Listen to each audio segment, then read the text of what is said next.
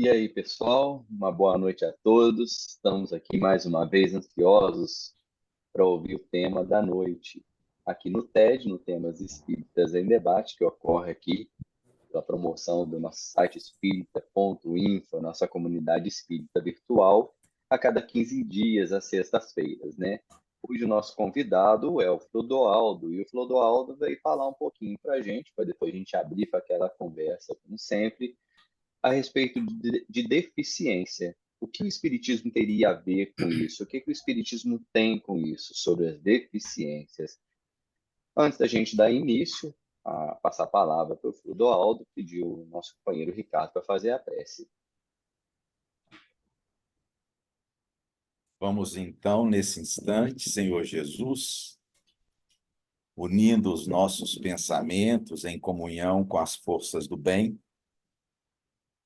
para que possamos, nesses poucos momentos, vibrarmos um só coração, uma só mente, em busca do conhecimento.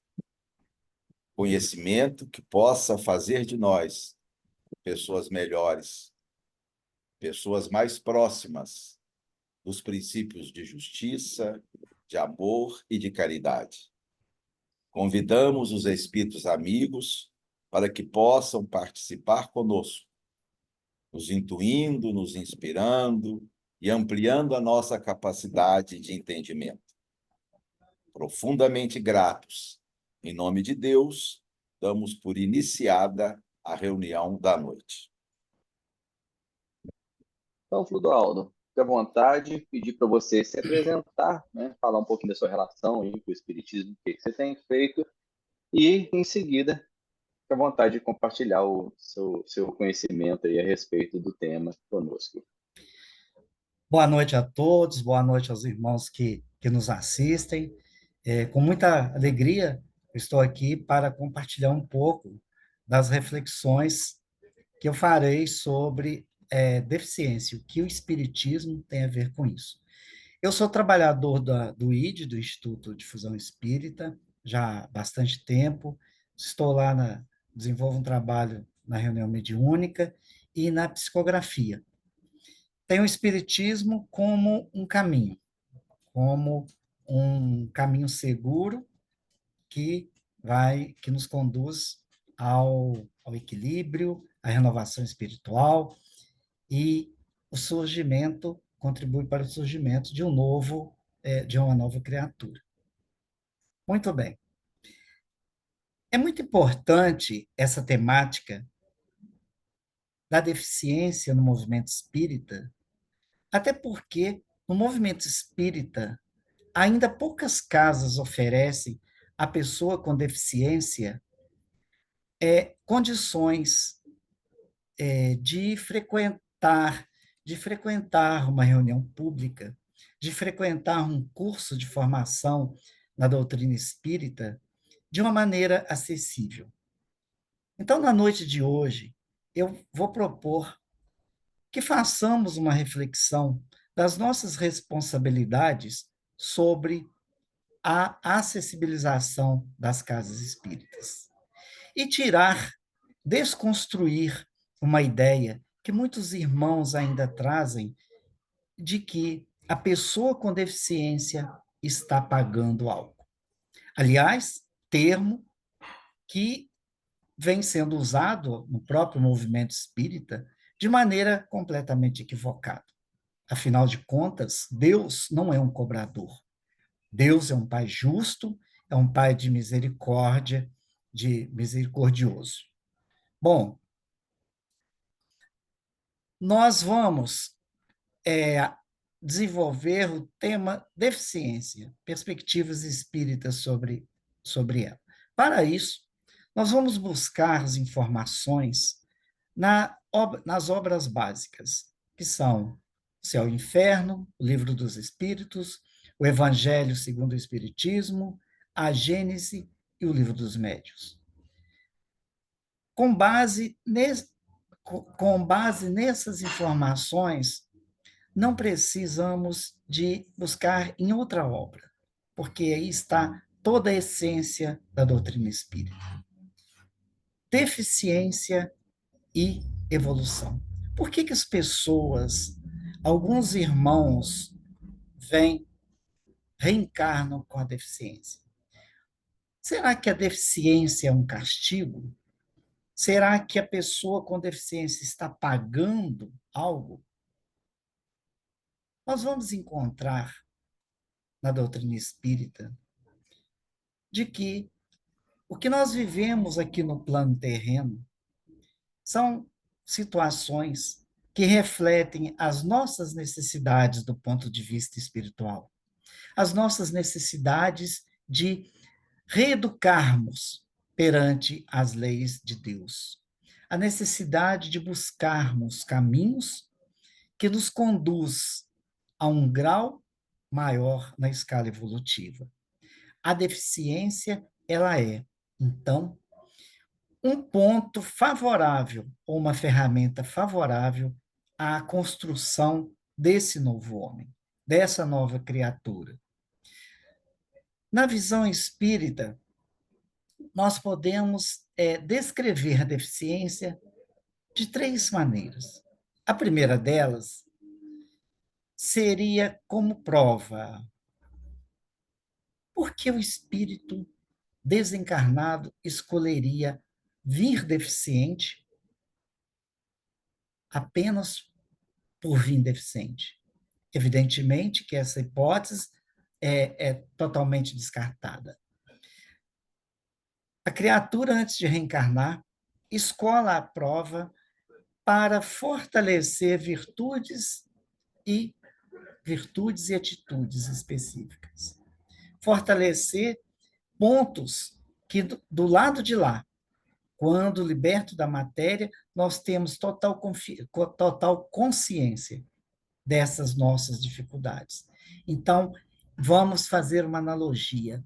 É pôr à prova um conhecimento que nós já adquirimos. Então, a criatura escolhe vir para desenvolver uma determinada prova, para se fortalecer em novos valores morais. Como, por exemplo, a paciência, a coragem e a resiliência. Paciência para enfrentar os desafios que a própria deficiência traz. Coragem para não desanimar, inspirados pelos bons espíritos. E a resiliência. Saber que aquilo que a criatura vive no momento que está reencarnado é passageiro. E isso nós podemos constatar essa opção na questão 132 do Livro dos Espíritos. Depois vocês confiram. A segunda hipótese é a expiação.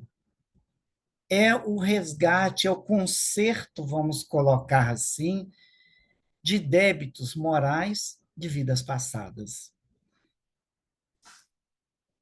E essas deficiências são importantes para que o espírito, a criatura, aprenda pelas suas limitações, ou evite cometer novos equívocos se tiver todas as suas faculdades em pleno desenvolvimento. É a expiação. Mas prestem atenção, é a oportunidade dada pelo nosso Pai, e não um pagamento. É a oportunidade de um recomeço, ou de uma aprendizagem que vá tirar daquela criatura equívocos que talvez já estejam sendo cometidos há muito tempo. E isso está lá na questão do Livro dos Espíritos, número 393. O terceiro caso, missão. Evidentemente que, por estarmos num planeta de provas e expiações, essa seja a possibilidade que encontramos em menor número. Mas a missão de um espírito com deficiência, reencarnado, o que seria? É uma opção que a criatura pode escolher para uma evolução mais rápida, para ensinar lições com aquelas pessoas que ele convive, para, para demonstrar paciência, o amor, a superação para todo o grupo, todo aquele ambiente com o qual ele convive. Aí nós temos um extraordinário exemplo, que é Helen Keller, que, apesar de cega, depois surda, venceu brilhantemente e deixou várias sementes aqui no plano terreno. Outro exemplo fantástico é o Louis Braille, um francês que, em 1825, criou o sistema Braille de leitura e escrita, possibilitando aos cegos de todo o mundo o acesso à literatura, à escrita, às obras, às notícias, enfim, dando um novo rumo à vida dos nossos irmãos que vêm à Terra com a deficiência visual. Recentemente, um jovem holandês criou um leitor de tela chamado NVDA, possibilitando que as pessoas com deficiência acessem o computador, acessem as notícias, acessem o mundo de hoje, gratuitamente. São essas extraordinárias pessoas que vêm ao plano dos encarnados, trazendo luz, trazendo a possibilidade de uma reencarnação, de uma reencarnação é, exitosa. Isso tudo podemos conferir lá na questão do Livro dos Espíritos, questão 573.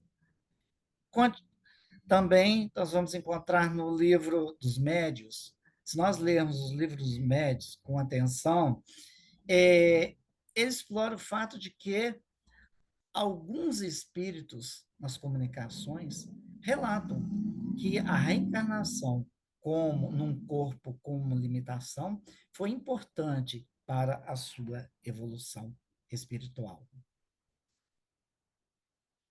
Uma outra parte interessante, importante para que nós possamos refletir juntos: o livre-arbítrio e a escolha das provas.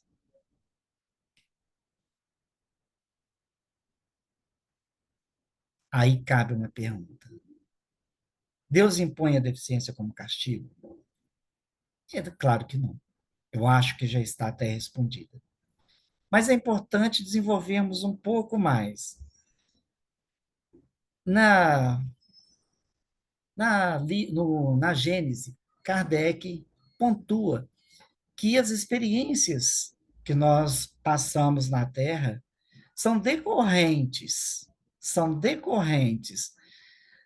resultados do nosso livre-arbítrio. Em várias situações, no plano espiritual, a criatura toma conhecimento das suas necessidades. Então, pelo seu livre-arbítrio, ele vai tomar conhecimento de suas necessidades e, junto com os mentores espirituais, decidir qual a melhor situação para o retorno na Terra. Evidentemente que alguns espíritos, alguns irmãos, não conseguem exercitar esse livre-arbítrio mediante alguns comprometimentos do passado. Mas, em sua maioria, é uma coisa decidida entre a criatura reencarnante e o mentor espiritual.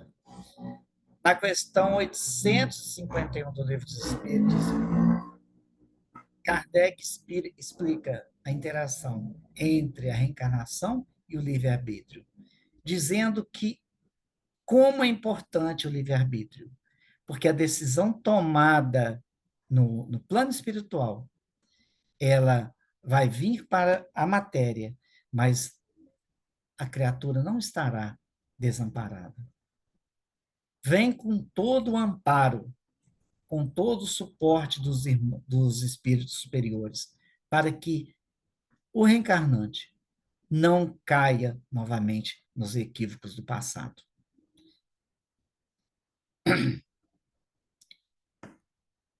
Agora, tem outro lado da questão.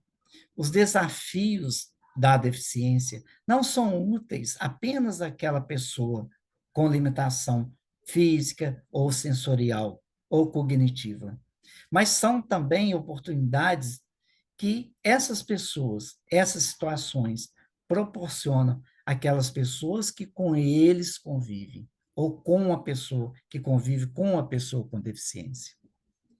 Aí vem a responsabilidade da sociedade em proporcionar a todos condições igualitárias para que a pessoa com deficiência exerça a sua plena cidadania. É importante abrir aqui um parênteses que do ponto de vista aqui do plano terreno, há leis que garantem pleno acesso a todos os meios sociais da pessoa com deficiência. Está lá a lei mais recente que nós temos aqui no Brasil, é a Lei 13.146, de 2015, conhecida como LBI, Lei Brasileira de Inclusão. E ela descreve todos os direitos e todos os deveres da pessoa com deficiência. Um dos direitos é ter acesso às informações.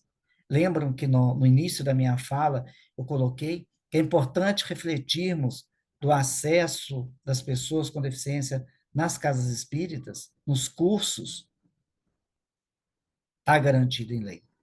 Mas, além de estar garantido em lei, é uma bela oportunidade também de nós, trabalhadores espíritas, exercitarmos o bom senso, o amor ao próximo, exercitar o senso de auxílio à pessoa. É comum uma pessoa chegar na casa espírita e os irmãos não saber como conduzir uma pessoa, como auxiliar um usuário de cadeira de rodas, auxiliar uma pessoa com deficiência. Contar uma breve história que aconteceu. Eu sou deficiente visual desde os 12 anos. Então, quando comecei a frequentar a casa espírita, ia numa casa aqui de Juiz de Fora, foi o primeiro lugar que eu frequentei, e na hora do passe, como eu ficava ansioso, porque eu não sabia se a pessoa estava me vendo. Olha só, é lógico que estava, né? Mas eu não sabia, e muito jovem, a ansiedade, a flor da pele, e eu ficava pensando, que horas que vai me chamar? E eu perguntava, às vezes perguntava a alguém que estava ao meu lado, e a pessoa dizia assim: não, ele está chamando com a mão. Eu cego, como é que eu vou ver uma pessoa chamando com a mão?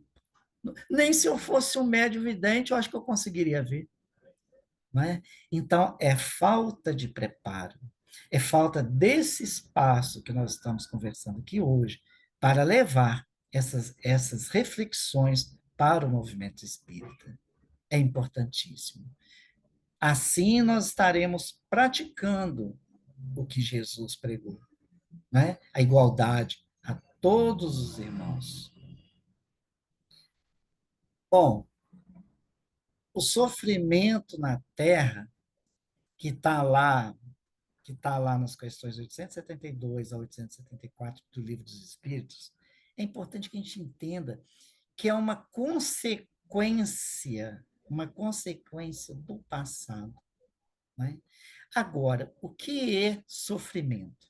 É outra boa pergunta. Será pelo fato de uma pessoa ser deficiente, ela está em sofrimento?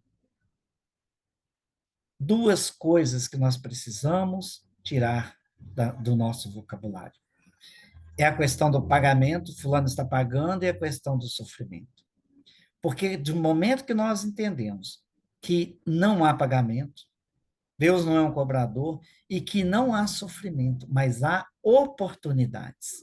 Olha como é que fica muito mais leve. Né? Então, nós temos oportunidades de estarmos na Terra em uma determinada condição que vá nos favorecer a nos livrar de equívocos do passado, ou que nós vamos contribuir para a evolução de um grupo que comigo convive. Né? Aí a gente pensa assim, nossa, mas eu acho que Deus cochilou nessa daí, que tem casos de família que vem em 4 filhos, vem um com deficiência, né? E os demais não. Aí a gente tem que recorrer às obras básicas. Na Gênesis, capítulo 3, bem ou mal, aí Kardec reforça que Deus não faz nada que seja inútil ou injusto. Nós jamais podemos pensar que Deus é injusto, né? Então, a justiça divina, ela é sempre justa. E ela nunca é cobradora. Bom, a reencarnação, o que que nós podemos fazer? Pensar? As penas futuras, não é? Kardec está lá, é, no céu e inferno, as penas futuras. Kardec faz uma reflexão da deficiência e das dificuldades, dizendo que nada é castigo, né? Vou reforçar bastante isso, para a gente tirar essa questão do castigo. Então, nada é castigo. É necessário que, às vezes, a pessoa venha com alguma limitação para que ela reflita e renove suas tendências morais, que renove seus valores, que se livre dos prazeres exagerados da matéria, que se livre do orgulho, que se livre da vaidade, que permita brotar novos valores, não é? Nessa criatura. Além do que, olha que belas oportunidades para a gente refazer o que estava de errado, retomar o caminho correto.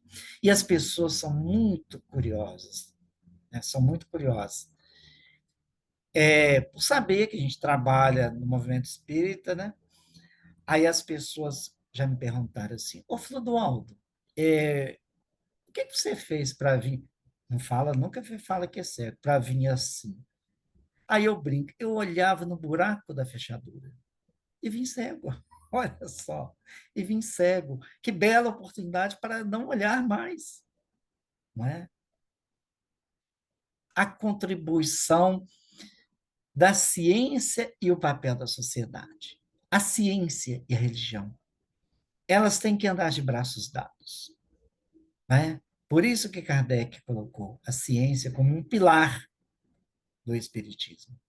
Elas têm que andar de braços dados, porque por meio da ciência, que os irmãos que reencarnam com alguma limitação conseguem uma qualidade de vida muito melhor do que no passado.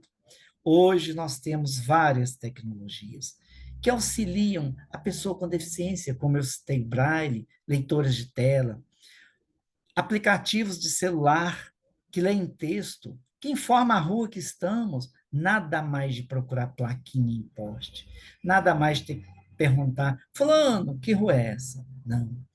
O usuário de cadeira de rodas pode subir um morro, descer morro de modo autônomo, graças à tecnologia. A tecnologia e o progresso científico são indispensáveis. As novas terapias para as pessoas com limitação física, os novos remédios, tudo tudo frutos da ciência, da pesquisa. Então, a ciência é um fator essencial para entender, para auxiliar as pessoas com algum tipo de limitação. A sociedade, dessa forma, tem um papel fundamental, que é criar em si a consciência da necessidade de oportunizar a esses nossos irmãos meios cada vez melhores de serem inseridos na sociedade. E como que nós podemos contribuir com essa questão? Nós, do movimento espírita. Primeiro, sermos exemplo. Se nós entendemos que um irmão está em um corpo com limitação, mas não é um irmão com limitação, ao retornar para a pátria espiritual, esse irmão vai deixar de ser deficiente. E um irmão que não é deficiente, que não tem nenhuma limitação hoje, agora, pode reencarnar com uma limitação. Então, a primeira questão, na minha opinião, é darmos o exemplo. No dia a dia, vamos mudar a visão que nós temos em relação às pessoas com deficiência. Tem um consultor de inclusão que já retornou ao plano espiritual, chamado Romeu Kazumi Sasaki. Ele desenvolveu um estudo em que ele colocou as acessibilidades em 6 eixos: a acessibilidade comunicacional, a acessibilidade arquitetônica, a acessibilidade metodológica, instrumental, programática e, como a central, a atitudinal. No meu entendimento, de uma forma brilhante e perfeita. Porque se eu quero acessibilizar a entrada da minha casa espírita, eu vou lá, eu tendo o recurso financeiro, eu contrato um pedreiro, compro o material e está lá. A parte arquitetônica perfeita, rampa maravilhosa, na inclinação exata, de acordo com a ANBR. Se eu quero melhorar a comunicação dos trabalhadores, para receber os irmãos com alguma limitação, eu ofereço um curso, uma oficina perfeito também. E se eu quero melhorar os meus métodos, dos meus cursos, eu vou proporcionar apostilas em PDF ou apostilas com tradução de Libras em vídeo. Mas, entretanto, se eu não tenho a acessibilidade, que é a central, que é a acessibilidade atitudinal, nada disso vai acontecer, porque eu não vou ver o irmão que tem alguma limitação como uma pessoa merecedora desses acessos, porque eu vou ver apenas uma pessoa limitada, eu vou ver apenas uma pessoa que deveria estar excluída da sociedade. Meus irmãos, pode parecer um exagero, mas não é. Temos que aprender a acolher as diferenças, seja elas quais forem. Não é? Eu costumo brincar com os meus alunos. Hoje, eu sou deficiente. Amanhã, quem não é, pode ficar. Então, vamos auxiliar, vamos acolher, vamos ajudar. Observem que Cristo levou sua mensagem a todos, sem exceção. Àqueles que tinham comprometimentos morais, aos doentes. Ele possibilitou que a sua mensagem fosse transmitida a todos. E a questão familiar, como fica? É tão comum eu, professor, deparar com situações de famílias que, no ímpeto de cuidar bem do seu ente deficiente, coloca essa criatura numa bolha. Uma bolha que não consegue ter nenhuma ação. Aí cresce torna-se um adulto completamente desconectado da vida social. Ah, mas por que minha família recebeu um deficiente? Puxa vida, eu queria tanto um filho normal. Com coisa que deficiente não é ser normal. É uma característica. Aliás, para a informação, hoje o correto não é falar pessoa portadora de deficiência. Eu costumo até brincar que se eu porto uma deficiência, eu vou esquecê-la em algum lugar e pronto, estou livre dela. Olha que beleza. Né? Então, é pessoa com deficiência. Porque eu, quanto pessoa, eu sou mais importante. E a minha característica é ter uma limitação. No meu caso, a visual. Né? Se você recebeu em sua família um irmão com limitação, é porque foi a melhor solução encontrada pelos benfeitores espirituais para ambos os lados, para ambos os lados. Então, a família é um núcleo que vai possibilitar essa criatura o seu desenvolvimento aqui no plano terreno. Vai possibilitar essa criatura deslumbrar uma nova caminhada. Né? Isso que importa. E essas relações jamais são aleatórias. É tudo muito bem planejado pelos dirigentes, né? São compromissos de encarnações passadas, são equívocos cometidos juntos, ou são apenas um meio de servir de encorajamento para as pessoas seguirem a vida. Vocês já notaram que tem gente que é tão desanimada, né? Uma unha inflamada é motivo de desânimo. E não podemos ser assim. No Evangelho segundo o Espiritismo, Kardec reforça que as dificuldades familiares são oportunidades para o desenvolvimento moral de todos os envolvidos. Aí vamos colocar as dificuldades morais, as dificuldades materiais, né? Então, nós todos, sem exceção, somos responsáveis, primeiro, pelo desenvolvimento dos nossos irmãos e pelo desenvolvimento da nossa sociedade. Né? Na questão, e Kardec reforça, na questão 685 do Livro dos Espíritos, a importância da família. É a família que vai fazer com que a sociedade seja mais acolhedora às diferenças. Né? Agora, quando Kardec diz família, quer dizer a família num sentido muito amplo. Né? A nossa, podemos até dizer que a família do movimento espírita uma família muito importante, porque nós, sabedores dos ensinos do Cristo, com as explicações de Kardec contidas nos livros da obra básica, mas na revista espírita, não tem como errar. Então, de hoje em diante, todos nós sairemos daqui sabedores dos nossos compromissos para com a diferença. Né? O que o Espiritismo tem a ver com isso? Tudo. Tudo a ver. Nós podemos, então, caminhando para o término da minha fala, podemos concluir que, à luz do Espiritismo,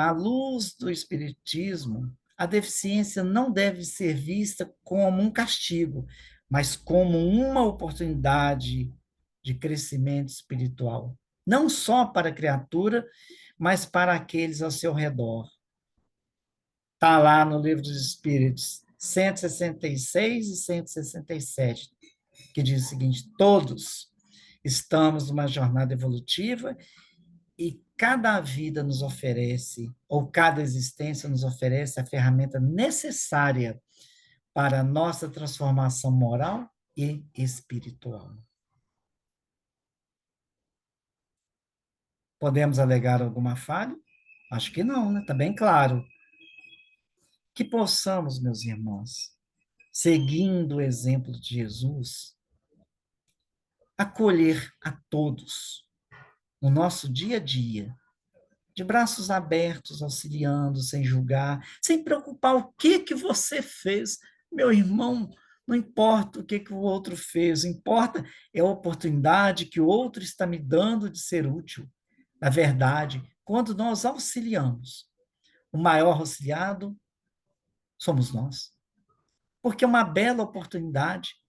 E o bem, quando não feito, ele se torna mal. Pensem nisso. Né? Jesus está de braços abertos nos aguardando. Vamos abrir os nossos ouvidos, abrir os nossos corações e deixar recuar no fundo de nossas almas a voz do doce Mestre, quando ele diz: vinde a mim, todos vós, porque eu vos aliviarei. Que assim seja, meus irmãos. Glauco, muito obrigado aí pela sua fala. Christian aqui novamente, tá? Nós vamos passar aí participações e as contribuições dos colegas aqui presentes na sala. E eu queria começar.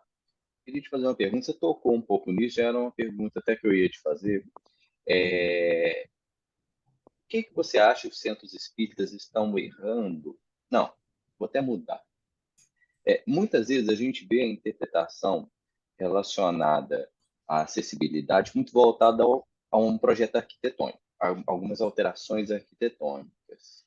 Em que você acha que os centros espíritas ainda devem, ainda podem melhorar em relação à acessibilidade?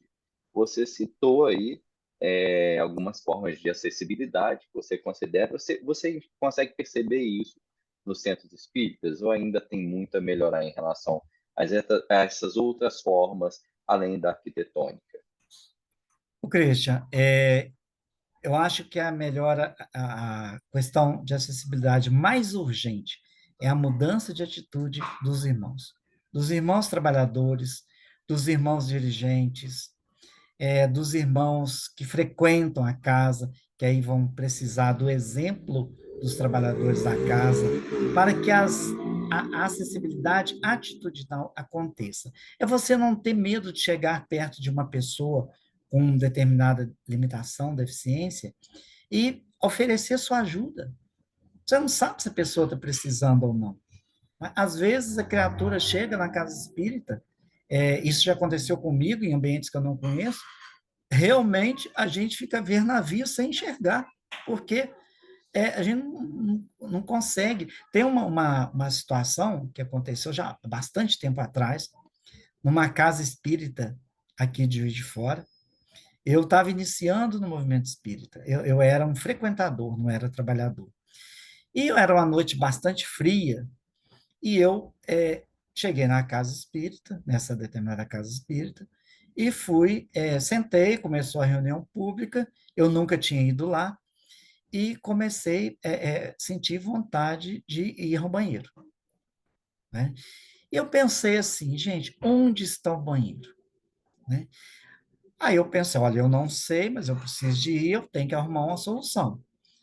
Pensei assim, tinha uma senhora com um menino, aparentemente pela voz de uns 8 anos, 9, com ela. Aí eu pensei, eu vou perguntar a essa dona, peço ela para me conduzir até o banheiro, e tranquilo. Na hora que eu viro para o lado da senhora, que eu ia pedir, o menino falou assim, ô mãe, eu quero ir ao banheiro. Aí, com vontade de vestir. Aí a dona falou assim, mas seu menino, ô seu moleque, eu já te falei que antes de vir para cá, você tem que ir ao banheiro. Pronto, não pedi, como é que eu ia pedir? Mas como a vontade foi apertando, eu preciso de ir. Então, eu bati nas costas da pessoa que estava sentada à minha frente, e aí deu certinho, a pessoa me conduziu. Então, é necessário que, ao receber uma pessoa, é, você ser presente. Olha, eu sou o trabalhador da casa, eu estou aqui à sua disposição. Fique mais próximo daquela pessoa, que essa situação pode acontecer. Outra situação muito grave é com relação aos nossos irmãos com deficiência auditiva, os nossos irmãos surdos.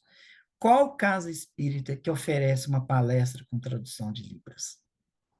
O Garcia, sei que tem algum movimento nesse sentido, mas eu não tenho conhecimento de outros. Se alguém souber, até por favor, me indique, para eu indicar aos meus colegas surdos. Né?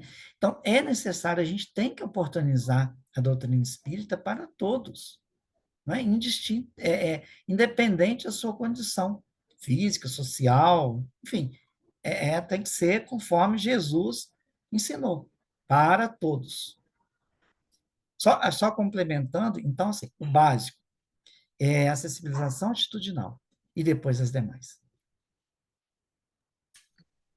Engraçado assim que você toca numa questão do relacionamento entre as pessoas do centro da casa, que é algo não só relacionado a deficientes, mas também às próprias pessoas, aos próprios trabalhadores e frequentadores da casa que a gente deveria privilegiar, né?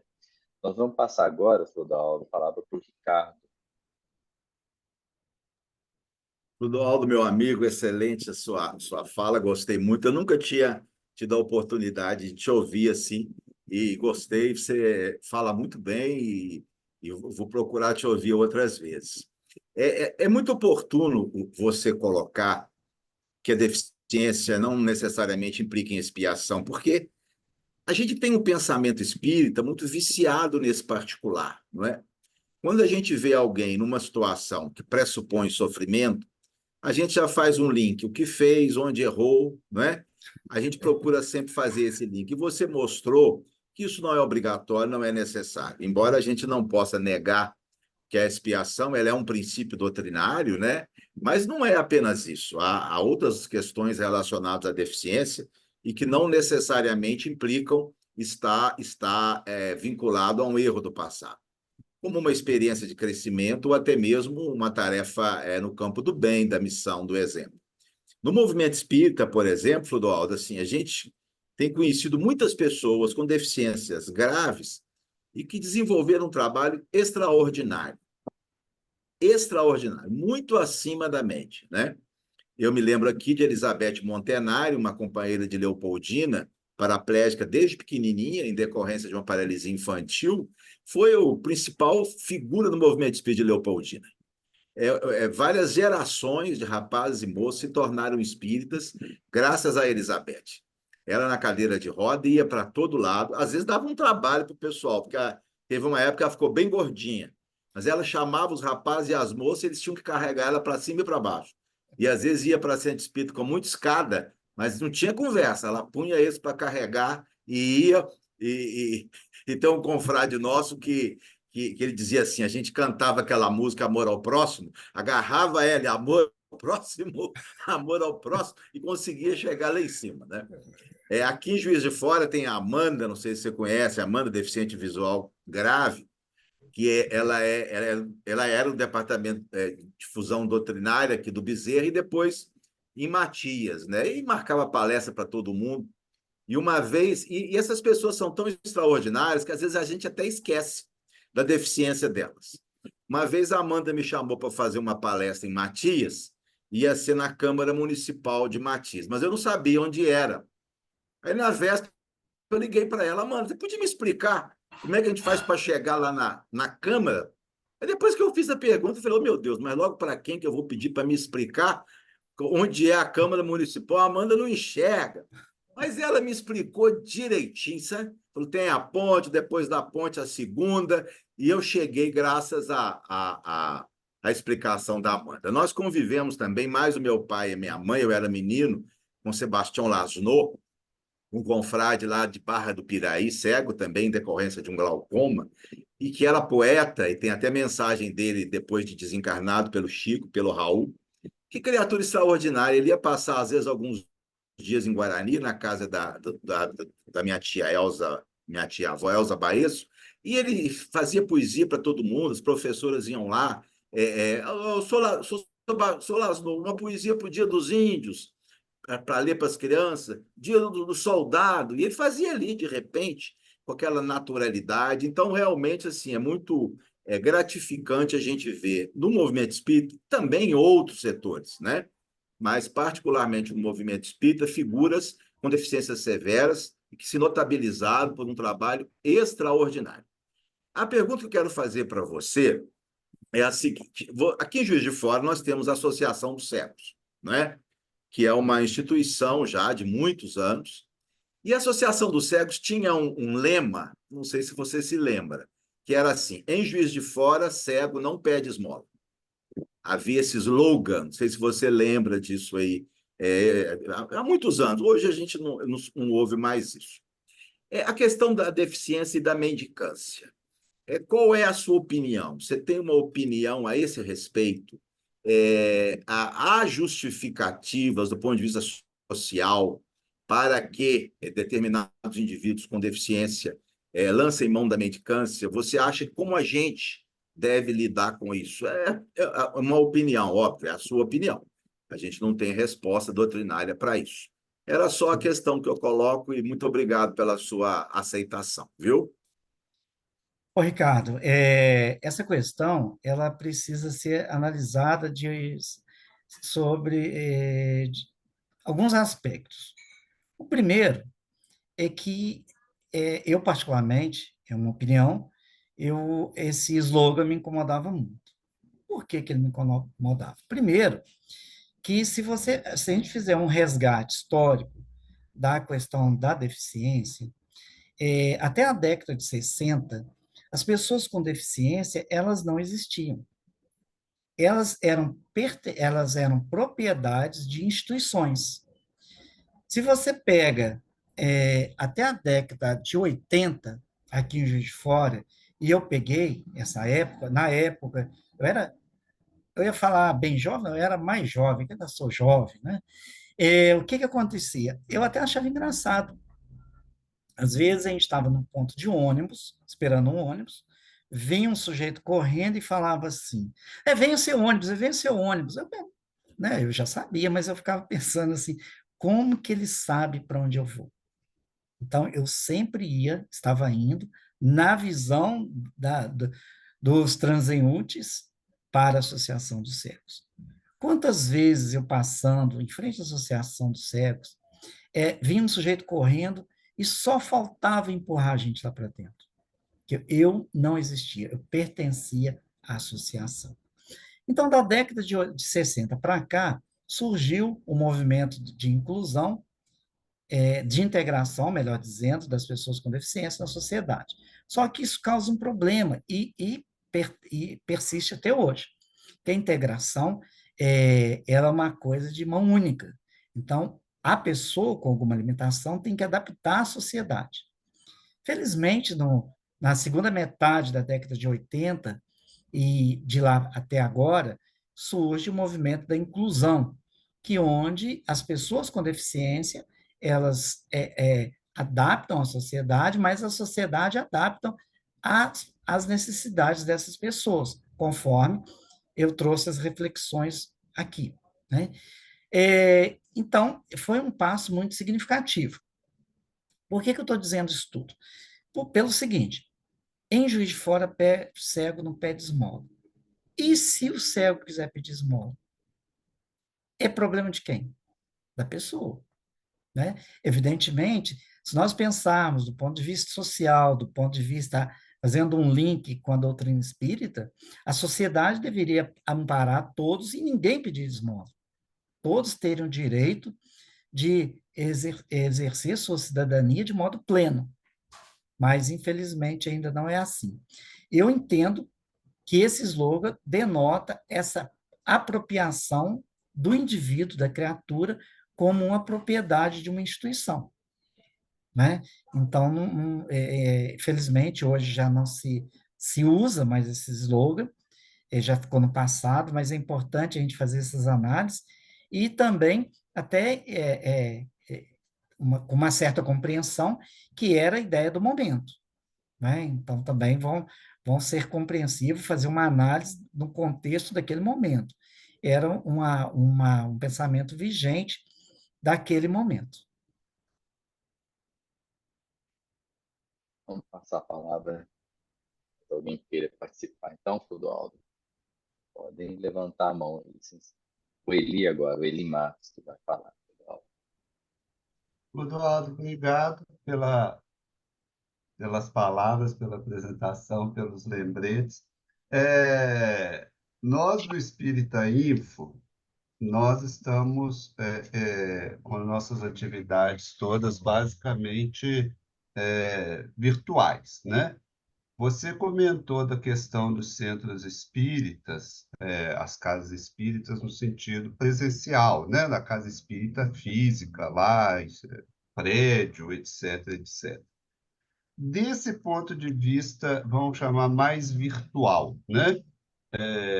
Porque a gente tem observado que o movimento espírita está usando esse meio virtual, a internet, YouTube, essas plataformas virtuais, mais intensamente, principalmente a partir da pandemia, né? Nessas plataformas virtuais, eu não sei o quanto você tem acesso, ou quanto você tem usado, quais as limitações dessas plataformas e quais as sugestões para a gente que está trabalhando mais no virtual, quais as limitações e as sugestões que você teria a observar sobre isso, a indicar sobre isso, alguma melhoria que a gente pudesse fazer em relação a esse tipo de atividade? Eli, excelente pergunta. Nós encontramos muitas barreiras nos sites das instituições espíritas. O erro mais comum é usar imagens como botões ou como links, que aí o leitor não lê. Eu te confesso que há muito tempo não acesso o site de vocês, então não posso opinar. Mas a maioria dos sites das casas espíritas aqui de Juiz de Fora, as quais eu já acessei, são praticamente impossível de ler qualquer coisa. O da AME é mais acessível, deixa eu ver se eu lembro de mais algum. Não estou lembrando. Mas na construção dos sites, existe uma norma, depois eu posso até conferir, eu não tenho bem certeza se o nome da norma é W3, alguma coisa assim, mas eu posso conferir e até te passar, para que os sites se tornem uns sites acessíveis. Na verdade, a construção de um site, ela tem que se evitar o uso de imagem, e se for usar imagem, tem que usar um recurso que chama etiquetagem de imagem.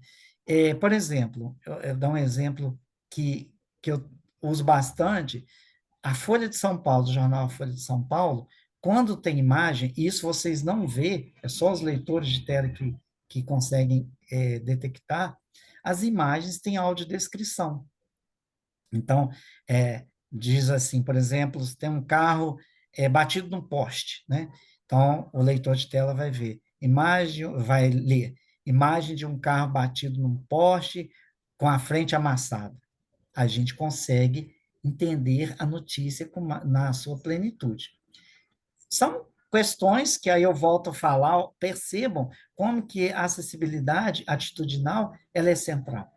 Se não tiver atitude, não perceber assim, não, peraí, o meu irmão lá com deficiência visual, com surdez, precisa ter acesso a esse material. Né? Como é que eu faço? Então, aí começa as questões. Há pouco tempo, o Ricardo me passou o livro dele, um dos livros dele, em PDF, consigo ler, sem nenhum problema.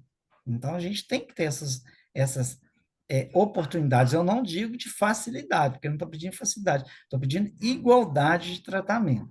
Né?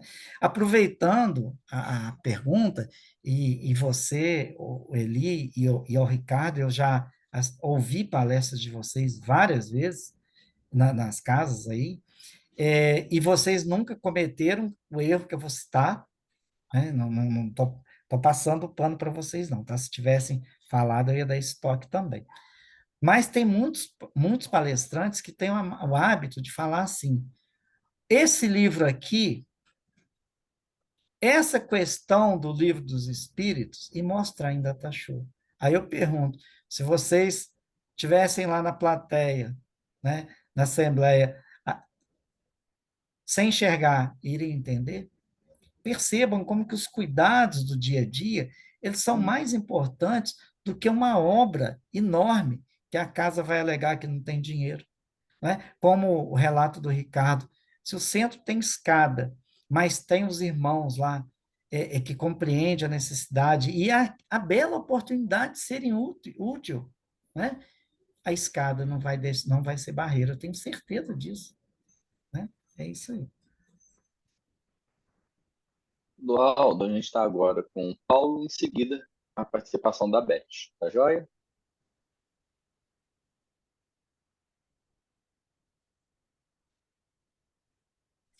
Oi, Frodoaldo, pessoal, boa noite. Eu fico com receio de falar qualquer coisa a respeito de diferenças, né? Eu tenho tentado fazer o exercício de sinceridade de perguntar como me comportar diante de diferenças no âmbito da nossa humanidade para não passar muita vergonha, né? E eu, outro dia, conversando com o pessoal do movimento LGBT, e uma dessas pessoas que eu admiro muito pela inteligência e inclusive pela sensibilidade, né? Ela me disse: Paulo, talvez um dos melhores recursos seja esse, porque, na verdade, a gente não conhece o outro e não conhece também as suas deficiências. Então, perguntar como se comportar é uma coisa muito interessante, né? E aí, Fludoaldo, eu fico me perguntando isso, assim, porque eu entendo que todos nós temos deficiências. E isso é uma realidade. Eu não estou fazendo, como se diz, eu não estou, né, fazendo firula. Todos nós temos deficiências. Nós temos deficiência de visão, nós não vemos o que é necessário no outro, né? Nós escutamos muito mal. Eu estudei um pouco o diálogo, né? Nós escutamos muito mal. E como é que você vai se relacionar bem escutando muito mal, né? A gente parte da ideia de que alguns de nós, ou a maioria de nós, é eficiente em alguma coisa. E eu acho que a grande sacada da doutrina espírita mesmo e do cristianismo é nos apontar para a realidade em nós de deficiências, né? E aí eu queria saber de você como é que você vê isso, especificamente isso, né? Quer dizer, você pensa como eu que, por exemplo, quando a doutrina nos chama atenção para o fato de que nós somos efetivamente extremamente egoístas, ela está dizendo o seguinte: olha, vocês não estão prestando atenção num monte de outras coisas, ou seja, vocês não são eficientes em perceber diversas coisas. Quando ela nos adverte a respeito do orgulho, ela está dizendo exatamente, né, que se nós prestássemos atenção nas nossas deficiências, nós seríamos mais humildes. Então, quando nos chama atenção para o perdão, benevolência, indulgência, do meu ponto de vista, a doutrina espírita e o cristianismo como um todo nos chama mais atenção para as nossas deficiências, o que é muito condizente com o nosso estágio evolutivo, do que para as nossas supostas eficiências, né? E eu queria ouvir, porque me parece que essa é uma discussão fundamental.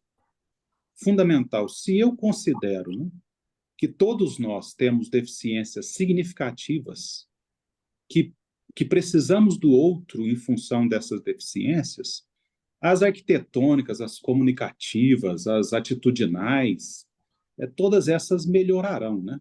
Eu quero te ouvir sobre isso. Muito obrigado pela fala, é muito informativa, né? Muito informativa. Eu acho que a gente precisa saber um monte de coisa dessas coisas que você falou aí, um monte delas, né? Muito obrigado. Ô, Paulo, excelente pergunta. Também tem três aspectos que eu penso que são barreiras que nós temos que trabalhar fortemente para conseguirmos vencê-las. A primeira, concordo com você. Se eu não conheço, a melhor forma é admitir que não conheço e perguntar. Mas aí nós vamos encontrar uma barreira muito forte, é do orgulho. Eu tenho que acabar com o meu orgulho, com a minha vaidade e chegar para você e perguntar: Paulo, eu não sei te ajudar. Qual a melhor forma? Esse é o correto. Mas para eu conseguir fazer isso, eu preciso de me despir do orgulho e da vaidade, né? Aí a doutrina espírita vai nos auxiliar. Segundo aspecto, a gente não pode achar que um componente de um determinado grupo, ou seja, LGBTQI, da surdez, deficiência visual, enfim, de qualquer grupo, seja igual ao outro. É muito comum as pessoas acharem que as pessoas são exatamente iguais, né?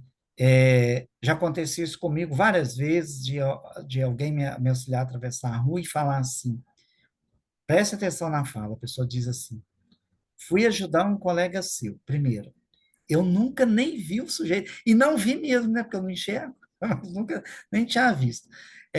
E ele foi tão mal educado, aí a pessoa chega toda acanhada para falar isso. Por quê? A pessoa liga uma criatura, toma aquele modelo como todos daquele grupo. Não podemos fazer assim. Cada um é um. É individualidade. Né? Para solucionar isso tudo, né, a questão da barreira, lá do orgulho, da vaidade, é a gente lembrar de um pequeno conselho do Mestre Jesus. Amai vosso próximo como a si mesmo. No dia que conseguirmos fazer isso, estará tudo resolvido. Vou passar para a Beck agora. Rodoaldo, eu sou Bete Baesso. Como você não pode me ver, eu vou explicar. Eu sou uma velhinha, simpática até. Eu quero dizer para você que você acariciou meu coração ao se colocar como trabalhador do ID. Isso me fez renascer e acreditar que enquanto pessoas como você estiver à frente da nossa casa, que amamos tanto, há esperança. Muito obrigada por você fazer parte do ID. O meu abraço para você. Beth, obrigado, mas eu tenho que agradecer a oportunidade do ID existir, porque, na verdade, quem está lucrando com isso sou eu, né? Criando a responsabilidade, tendo o prazer de estar na seara do Cristo e, principalmente, deixar registrado, tive a oportunidade de ter uma companheira durante mais de 20 anos, que foi a Lucy Ferreira, que muito me ensinou. Né? Então, é muito gratificante. Eu até brinco, né, que eu devo ter algum mérito, porque eu tive a oportunidade de estar com ela, eu acho que por cerca de quase 25 anos por aí, né? Ô, gente, e para também deixar registrado, eu acho que é importante, é um passo significativo. Domingo, estarei em um bar no CRE. Se eu falar errado, aí vocês me ajudem, que certamente vocês conhecem. Acho que é Conselho Regional Espírita, não é isso? A sigla. Falando sobre acessibilidade. Eu e uma colega, trabalhadora do Garcia, Luciane Fontes, estaremos conversando com os nossos irmãos sobre acessibilidade e a necessidade dessa mudança no movimento espírita. O Paulo, eu não sei se você levantou a mão novamente ou se ficou. Você quer falar novamente? Sim. Então vamos ouvir o Paulo novamente. Clodoaldo, só para você se orientar, e nós estamos faltando 10 minutinhos para dar o nosso tempo. Tá joia? Sim. Fique à vontade, Paulo. Ô, Flodoaldo, o que me ocorreu aqui agora, né? Essa coisa mesmo. Você é um cara muito bem-humorado, né? E você fez piada o tempo todo. E eu fiquei rindo aqui, mas você não estava vendo, né? Isso me incomodou profundamente, porque a gente está aqui numa interação, numa sala, né, virtual de interação visual e sonora. Então, assim, eu fico sempre pensando essas coisas, porque você conta com algumas coisas para o seu posicionamento no mundo, e a gente não se ocupa disso mesmo, né? Porque, por exemplo, é fundamental, quando você está falando, você olhar no rosto das pessoas e ver que retorno elas estão dando. Você só pode ter retorno nosso se você ouvir o que a gente está... Né? Eu ri muitas vezes das suas piadas aqui, você não ouviu. Né? Então, assim, essas coisas todas são muito instrutivas, né, para a gente. E aí eu fiquei pensando que só é possível mesmo a gente se entender se a gente se conviver, né? Quando a dona Beth fala, por exemplo, eu queria ver muito você como trabalhador numa casa espírita, né? Aquela loucura do dia da palestra pública, que é nem um formigueiro, né? Gente subindo, gente descendo. alguém como você na evangelização, botando a molecada para pensar, enfim. Eu acho que é por aí, né? Eu só queria dizer disso e dizer também como Dona Beth, da gratidão por você e pelo grupo trazer um cara como você, para fazer a gente coçar a cabeça, né? Eu acho que isso é fantástico. Eu acho que isso é fantástico. Então, obrigado. Se você quiser falar sobre essa história da interação sonora, eu acho legal te ouvir também, né? Mas muito obrigado. Paula, não, eu te agradeço, né? Mas agradeço a oportunidade aqui do grupo. Realmente, a interação, você fez bem, de ter me contado que você riu em alguns momentos, né? Ó, e tudo que eu falei aqui são verdades, tá? São histórias verdadeiras. E a gente precisa desse feedback, né? É igual em palestra pública, eu sempre combino com o dirigente, ó, se alguém levantar a mão, eu não vou ouvir, você me avisa.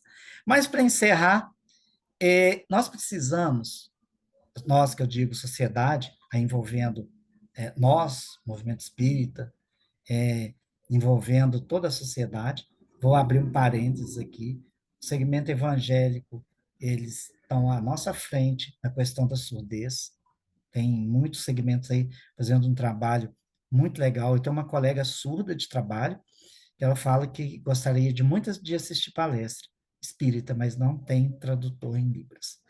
Mas olha como que a pessoa deficiente é invisível. A teoria da invisibilidade. Depois dizem que a gente aqui não enxerga, é um problema. Estava eu, quarta-feira passada, esperando lá no portão do IT. Cheguei mais cedo, estava fechado ainda e eu estou parado lá. E vem uma moça para todo mundo, parava, distribuindo santinho. Me pareceu, santinho político, me pareceu que ela era candidata. E eu fiquei pensando, ela vai me enxergar ou ela não vai me enxergar? E ela foi aproximar, e eu parado, lá, bem assim na calçada mesmo, né? Vocês acham que ela me viu ou ela não me viu? Ela passou direto. Não precisou de me pedir voto e nem eu de ser mentiroso falar que eu não ia votar nela. É a invisibilidade das diferenças. Que Jesus nos abençoe e agradeço mais uma vez a oportunidade de estar aqui com vocês e futuramente, né, se assim desejar, estaremos novamente juntos.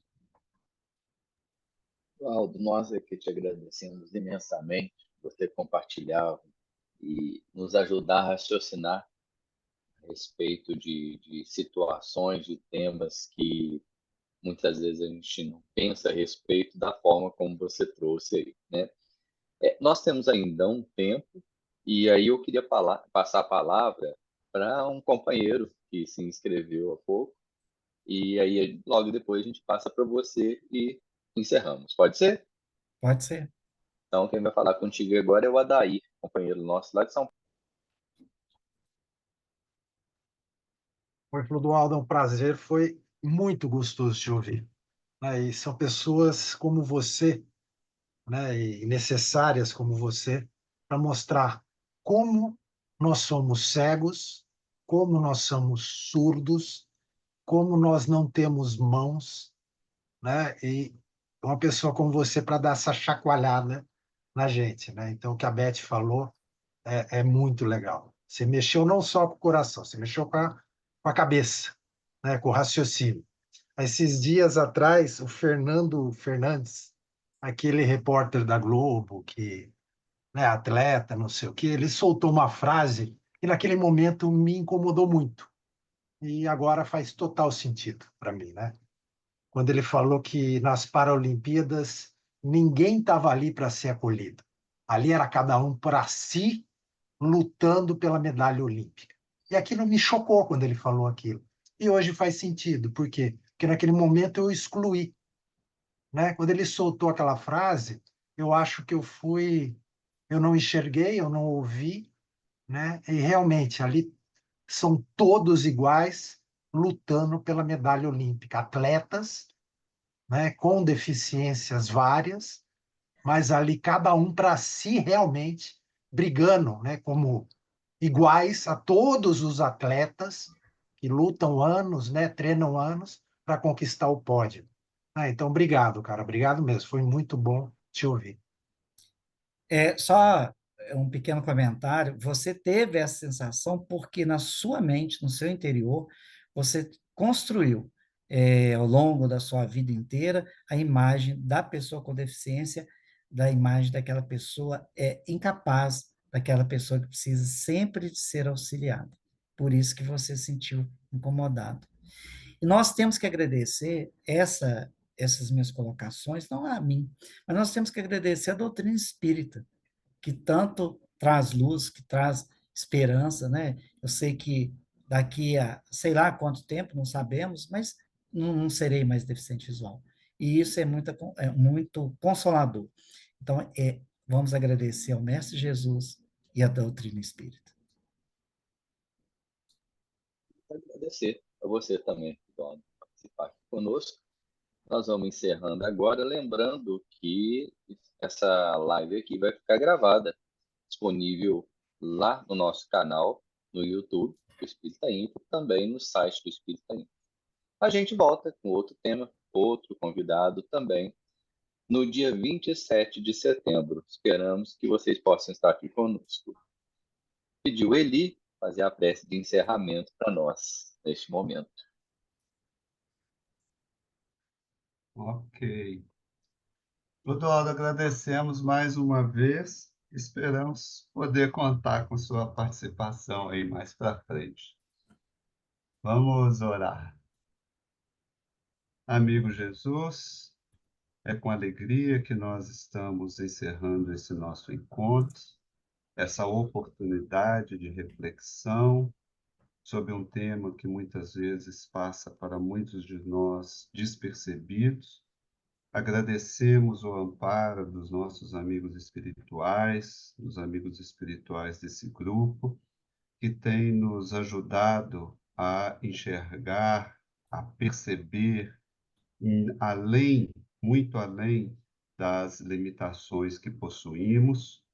E te pedimos, Jesus, que possa envolver a todos nós, cada um de nós com as suas limitações, as suas dificuldades, os seus desafios, nos envolver em energias de paz, de equilíbrio, estimulando a prática do bem, a reflexão de forma positiva e, sobretudo, a aprender com aqueles que estão próximos de nós, cada vez mais.